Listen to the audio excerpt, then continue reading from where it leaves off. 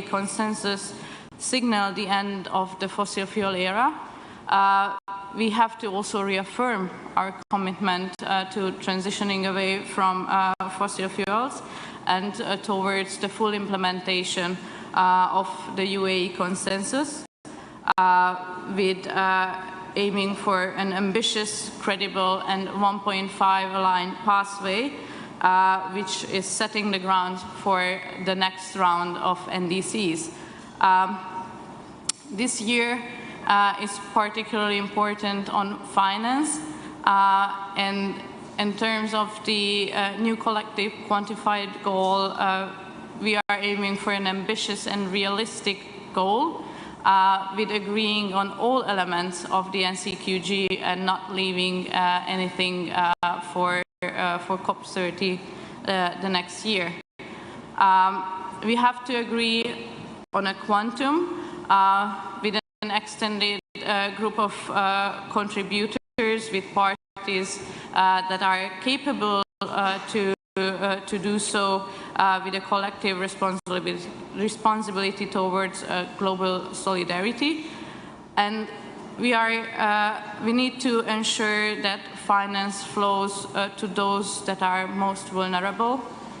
And we have to send a strong signal on the major shift in the global economy. And we also have to send a strong signal to the private sector, because without the private sector, we will not be able to achieve the full green transition. We have to conclude on Article 6. Article 6 could support and bring in funding for mitigation and adaptation projects. It's very important to set common standards based on high environmental integrity, additionality, accountability, and durability. In terms of adaptation, we are halfway through of the UAE BELIM work program. Which we can achieve here is to set further work for the adaptation indicators to be concluded by next year. The EU is strongly committed to promote human rights and gender equality.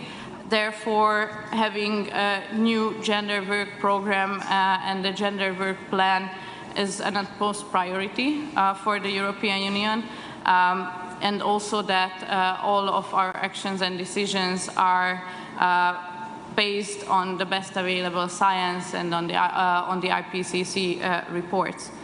And we also have to highlight that by preserving economic competitiveness and promoting social inclusiveness, all societies can benefit from a just and equitable green transition, with highlighting that climate action should not be seen as a burden, but as an opportunity for all. Thank you. Thank you, Veronica. Maybe Jake, you'd like to add some words? Thanks a lot, Alistair, and thanks, Veronica. So just a few perspectives from the negotiating rooms, which, as you know, have been running for almost a week now in trying to deliver that very vitally important outcome for this COP. Vitally important in terms of delivering on the goals of the Paris Agreement, but also for the EU in particular, vitally important for providing the context in which we will make our own pathway to net zero by the middle of the century. So the EU is here in full force. We had 13 EU heads of state and government appearing in the leadership segment that opened the COP, plus the President of the European Council. And now we are getting down into the trenches to complete the technical level negotiations to ensure that when ministers arrive next week, there will be as little as possible for them to do in bringing us to a final conclusion of the outcomes for this COP. Veronica ran through those outcomes, put them in a little bit more context. As many of you know, this COP is halfway through what we call the Paris Agreement ambition cycle. So we had the global stocktake last year, which, based on the science that was delivered by the IPCC, pointed the direction that we will need to travel in order to reach net zero and to avoid dangerous climate change, with those classic statements with regard to needing to undertake the energy transition seriously by transitioning away from fossil fuels, and sent the signals of expectations with regard to the nationally determined contributions that each party will have to deliver by the end of next year. This COP is labeled appropriately an enabling COP. It's intended to send the signals that parties are taking what they agreed seriously at the GST last year, and that the resources will be available to assist those that need them in completing their NDCs, but also implementing the commitments that they've already taken under the Paris Agreement. So where we are now on Thursday of the first week of negotiations, the EU remains hopeful that we'll be able to complete this task in time. Why? Well, on some of the key issues that we've faced already, we managed to resolve the agenda, which for those of you who are loyal COP watchers know is always a challenge, because in this process we have to agree the agenda by consensus, and we often arrive at the beginning of the COP in a situation that we found ourselves at the beginning of this COP, where a number of parties exercise the right to add agenda items to the provisional agenda, and we have to reach consensus on that agenda before it can be adopted and the work can be launched. The Azerbaijani presidency managed to negotiate away most of the agenda item proposals that clearly would not achieve consensus, but it left open this remaining issue of whether we could agree on the scope of a very important agenda item for this meeting, which is what we call the UAE dialogue, the one process that we agreed at the GST that is focusing on follow-up to that GST. That was now agreed, both through launching that agenda item, but also through additional presidential consultations that will start today, to make sure that we have that full universe of GST outcomes in front of negotiators and in front of ministers next week when we wrap up this COP. So that was good. That was some momentum, agreeing that agenda. It wasn't easy, but we got through it. You'll also have heard that on that second critical negotiating outcome that we need for this COP, the completion of the Paris Agreement rules governing international carbon markets, that we made some early progress as well, with the adoption of the essential methodologies and standards necessary to run the 6.4 mechanism for issuing credits under the UN's authority under Article 6. The SBM, the supervisory body on that mechanism, had agreed a set of methodologies. Those were essentially noted by the CMA, and now we can move ahead to solve the balance of the issues under Article 6, which are the Article 6.2 rules on transparency and accountability. Here we also see progress, mostly because parties are now agreeing with the EU and others that were concerned about the transparency and accountability of the bilateral markets that will operate under Article 6.2. And as a result of that, we're making progress on rules that will increase the level of upfront information required of those parties that intend to participate in these bilateral cooperative approaches, and also connect that upfront information with a transparency and an accountability regime that will allow the UN system to review that data and see whether or not it is sufficiently complete to give those that want to participate in those bilateral markets the confidence that those units that are being traded are indeed credible and reliable and demonstrate environmental integrity. So we're seeing progress there this week as well. Not yet completed, but we hope to have as few issues left to ministers on the Article 6 negotiations as possible. The big outcome, which I know that you're all following closely, is, of course, the delivery of that goal that Veronica referred to, the new collective quantified goal that will indicate in quantitative terms what it is that developed countries and other parties are prepared to contribute in the form of climate finance, both from public sources, but also by mobilizing and catalyzing those essential private sector forces that are necessary to deliver the amount of resources that parties will need in order to implement their NDCs. Here, if you hear the sounds and you've been following the voices in the negotiating rooms, you can tell that parties are still very significantly far apart on the key elements of the design of the NCQG that Veronica laid out. On its structure, how much will it focus exclusively on public finance? How much can we add to our conversation the very important conversation as to how we can help mobilize and catalyze private sector finance as well. That's the issue of structure. Who will be joining the current developed country donor base as contributors to the public sector element of that goal. Another issue that's still open for negotiations. And then, of course, the crucial number that I'm sure will appear in the headlines as you write your final reports of this COP. What is the quantum? How much beyond 100 billion for the private sector goal and the private sector money that immediately mobilizes? And how do we capture that broader goal of mobilizing private finance that will be essential to meet the trillion-dollar needs of developing countries in particular, but the world at large, in terms of implementing everyone's obligations under the Paris Agreement. Here, as I say, I would say at the negotiator level and even at the HODS level, it's hard to see exactly where the landing grounds lie at the moment.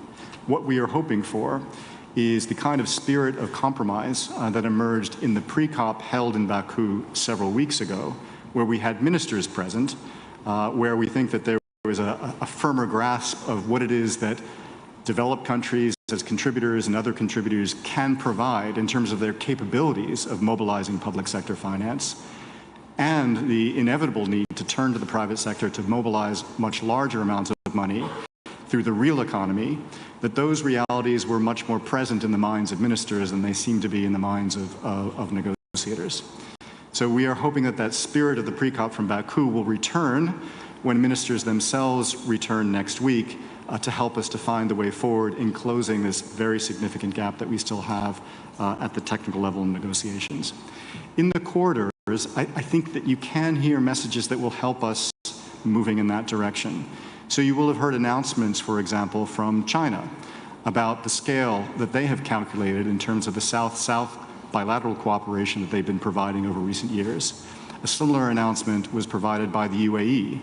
And in the corridors, other countries that have developed the capacities over the years, the capabilities over the years to provide South-South cooperation, are talking about those numbers more freely.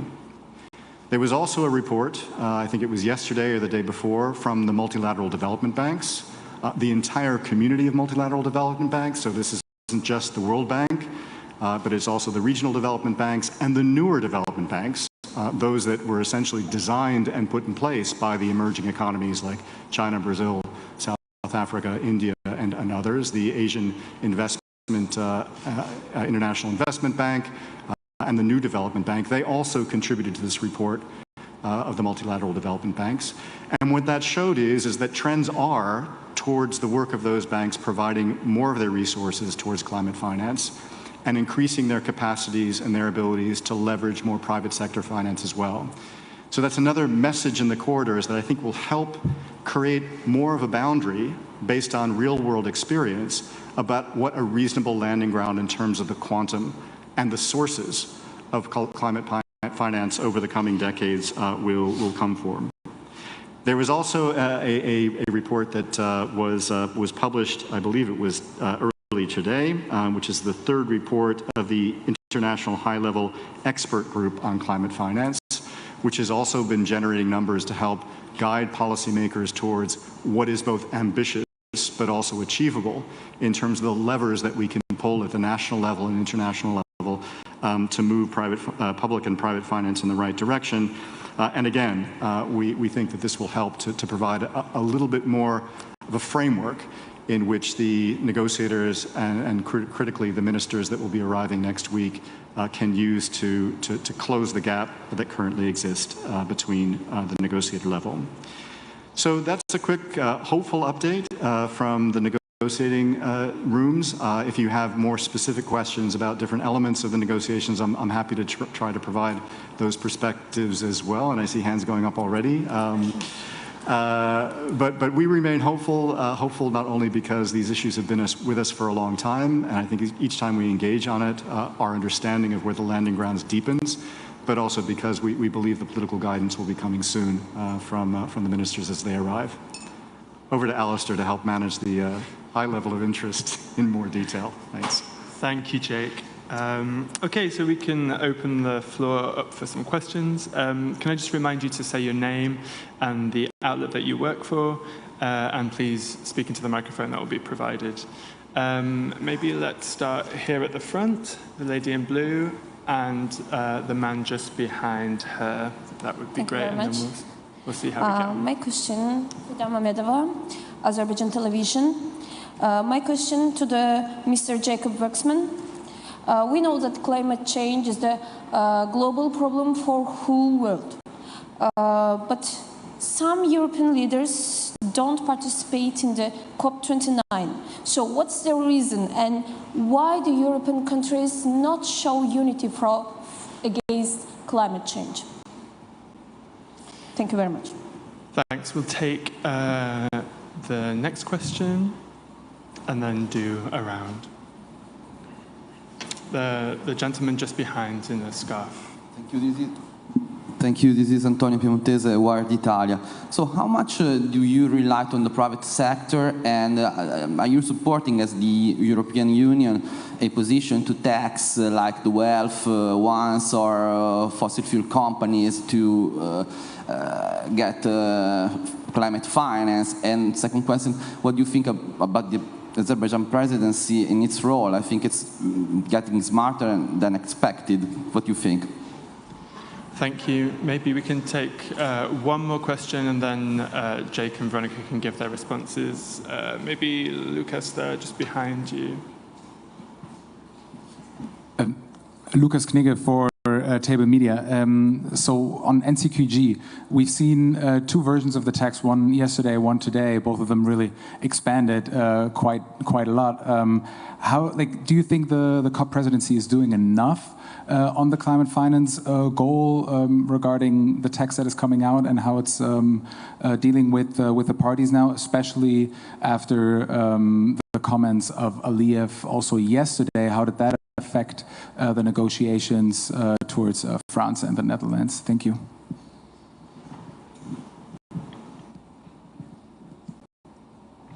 Thanks. Maybe I'll start out with the question about EU leadership from the Commission perspective, and I'll turn to Veronica to talk about what I already mentioned of the high participation of member states at head of state and government level.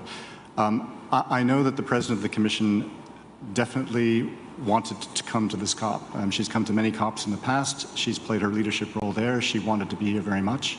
But she also needed to fulfill responsibilities back at home in Brussels at a point in which she's just pulling together the College of Commissioners that will serve in delivering a mandate that is all about ensuring that the EU is on a pathway to net zero by 2050 and comes forward with all the targets and possible and policies necessary to achieve that. In the meantime, of course, as I mentioned before, there was a high degree of member state presence at head of state and government level, as well as the president of the European Council.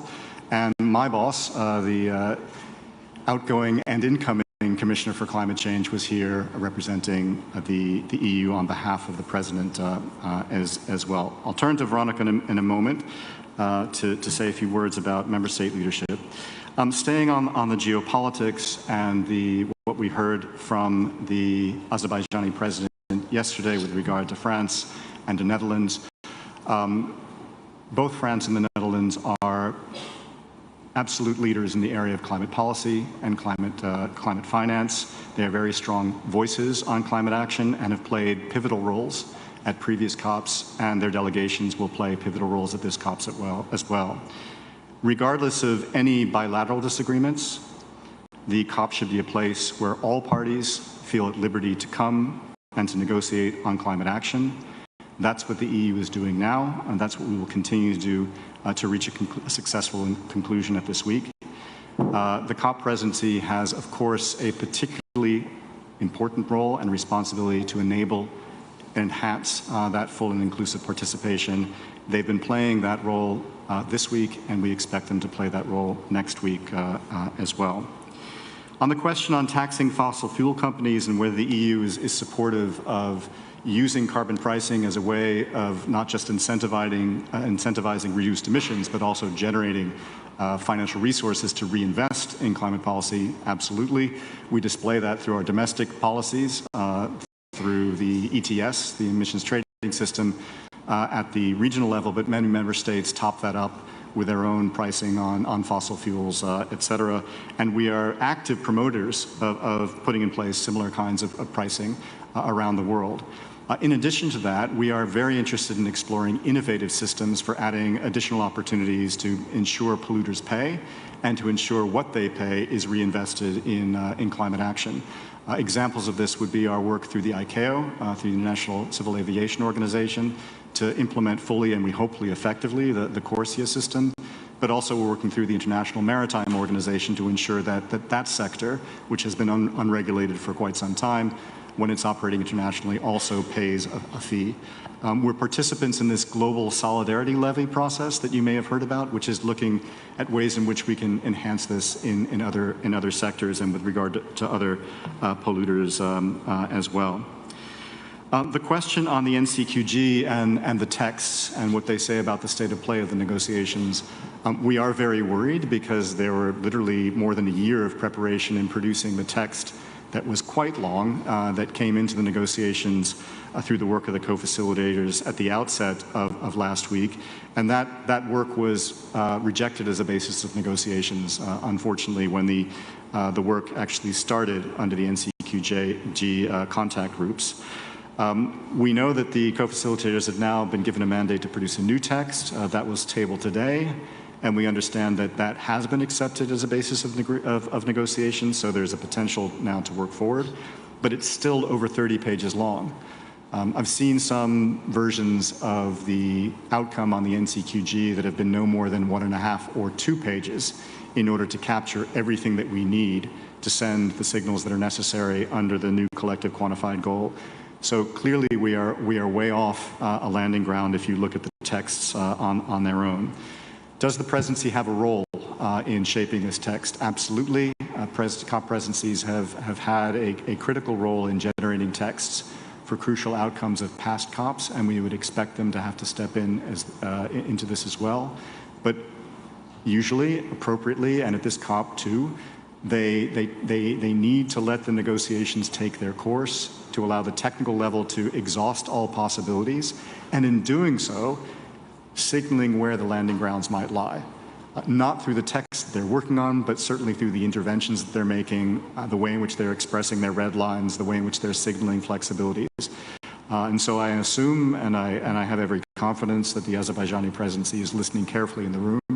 And when the time comes where the pen will be handed over them to help them to produce a landing ground, I'm sure they'll be there for us, but it won't be until next week, I would expect. So with that, I'll turn back to Veronica. Thank you, Jake. And to just add briefly on the NCQG and the presidency's role in that. So throughout this year, the COP29 presidency actually organized a number of events to bring us heads of delegations together, also ministers together, to facilitate the discussions, to bring us closer to each other. And that the last event as such was the pre-COP a month ago, where we could see progress.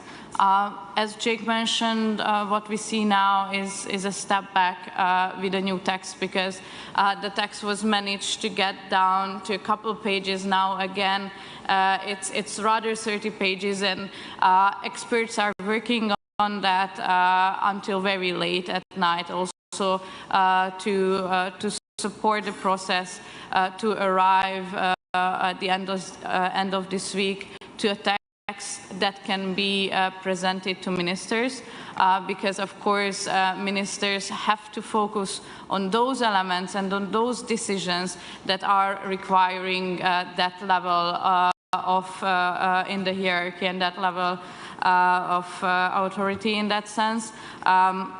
So at the technical level, experts are doing everything to bring closer the positions, and also the COP29 presidency is aware, and they are also aware of their role when they they have to step in, and as Jake said, we hope and we expect also that they will step in when that's needed, but also that it's a party-driven process, so they have to take it also into consideration. And in sense of ministers and leaders from European countries, first time the Hungarian Prime Minister attended this COP. So he was also here on behalf of Hungary, and many other European leaders were present. And also for the next week, we will have a number of ministers here who will coordinate throughout the next week until the very end when we will need to make the decision. So we know that ministers are going to come, and they are going to be here and be in this process.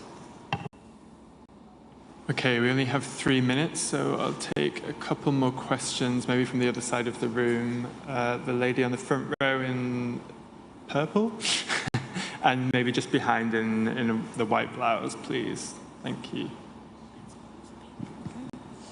Hi, this is Rebecca from Carbon Pulse. Sorry. I'm just wondering if there's been a shift from China on becoming a donor country as well. I heard something about that. And then also, what is the atmosphere in Article 6 rooms now that the US is maybe not as involved in the talks? Thank you. And the second question just behind. Thanks. Thank you. Kate Abnett from Reuters. Are there any issues that could get wrapped up this week? In particular, is there any hope that Article 6 could get finished before the SPs close? Thanks. Okay, do you want to tackle? Maybe one more. Okay, you were first, the gentleman on the left-hand side here. Thank you. Yeah, one issue on the NCQG that I don't think I heard you mention was, Jake Biddle with Christ. One issue on the NCQG is the idea of numerical set-asides for adaptation and loss and damage. I'm wondering if you can characterize the European position on that and your level of openness to quantitative thresholds on those thematic areas.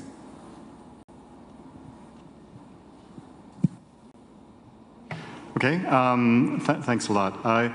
China as a donor country, best to ask China. I mean, I think they, as I said before, they had made this announcement that described what they think that their South-South flows amount to in climate finance over the past 5 or 6 years or so.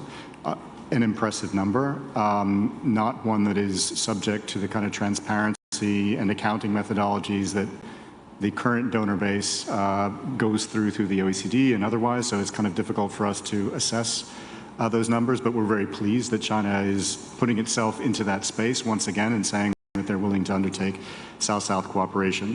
Whether that then leads them to signal that they're willing to participate in the NCQG, we'll have to wait and see. The atmosphere in the Article 6 room is definitely improved, and I would say it's improved in large part through the U.S. Recognizing, along with other parties, that we're keen to settle all the rules last year in Dubai on the basis that we had agreed everything we needed to agree, to acknowledge that additional rules would actually help in improving the transparency and accountability of carbon markets. My perception is that they continue to play that role in the room now in helping to broker compromises and providing their expertise on both carbon markets but also on legal drafting, and the mood remains very, very constructive. Will that mean that we wrap it up this week? It's been my experience that as long as there is a little bit more time to negotiate on something that's that complicated, we'll take it. So I don't think that we will completely close every issue this week, but I think that we will have developed a momentum that will ensure that we wrap it up certainly in the early part of next week. On adaptation sub-goals, the EU does not support including adaptation sub-goals within the NCQG. For a number of reasons, but I think the most important one is that it's important to take into account that what we're not creating, regardless of the quantum, is a single fund, right? This is an aggregation of flows that are coming from multiple different sources, some of which are completely dedicated to adaptation, like the Adaptation Fund, some of which are a mix, like the GCF, some of which are entirely focused by their mandate on mitigation. So you can't kind of create out of this aggregation a single goal that can be enforced or disciplined through all these different actions. So what instead we have agreed in the past, and I'm sure we would be willing to agree again, is the encouragement that this money increasingly is spent on adaptation, particularly if it's public finance resources, and that it addresses the needs as a priority of the poor and the most vulnerable communities. In that context, in the past, you know that we've agreed to double the level of adaptation finance. That kind of goal, I think, could also work as an incentive to keep the pressure on donors and others to continue to take into account that public finance is scarce, and when it's available, it should be used as a priority to invest in an adaptation and resilience. Thanks.